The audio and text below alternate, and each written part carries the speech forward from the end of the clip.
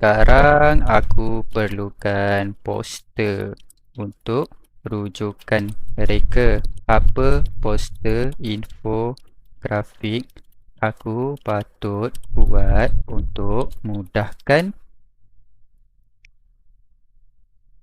aku tunjuk pada penonton supaya mereka lebih mudah faham. Video ni untuk YouTube. Jadi saiz gambar poster tu perlu saiz 16:9. Okay.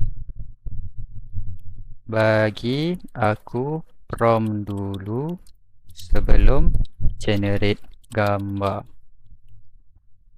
Okay. So dekat sini kita minta, ialah untuk mengajar saya perlukan material, iaitu bahan untuk saya mengajar lah. Kalau saya nak pergi edit poster sendiri mungkin akan makan masa, jadi saya minta